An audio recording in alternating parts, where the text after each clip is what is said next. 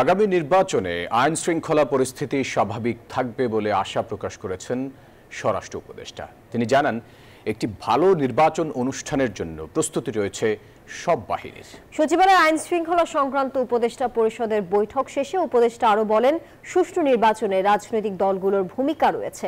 Mob violence বন্ধ না হলেও তা কমে এসেছে। এর সাথে জড়িত আইন শৃঙ্খলা বাহিনীর বিরুদ্ধেও ব্যবস্থা নেওয়া হবে।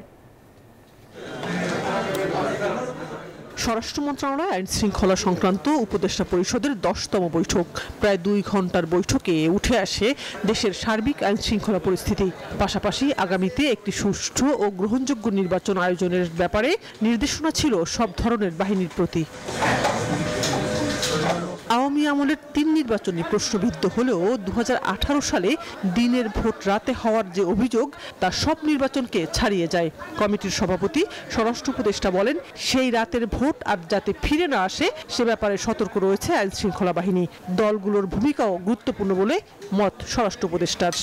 নির্বাচনের ব্যাপারে আলোচনা হয়েছে, সব বাহিনী প্রধানরা একটা এনশিওর করছে যে ওই সময় পরিস্থিতি ভালো থাকবে। নির্বাচনে আইন শৃঙ্খলা পরিস্থিতি ভালো থাকাটা শুধু আইন শৃঙ্খলা বাহিনীর উপরে নির্ভর করে না, যারা পার্টিসিপেট করে তাদের উপরেও কিন্তু নির্ভর করে। এই জন্য আপনারা সবসময় বলবেন, তাদেরও বলবেন, যদি নির্বাচনটা ভালো হয়, যে জিতে তার জন্য কিন্তু একটু ভালো হয়, ভালো নির্বাচনে জিতে। আর যদি কোনো রকম অসুবিধা হয় সেসব কিন্তু লোকজনে বলে যে এই নির্বাচন ভালো হয় না। আমরা যত ধরনের সাহায্য সহযোগিতা দরকার হবে ইলেকশন কমিশনের আমরা দিয়ে যাব।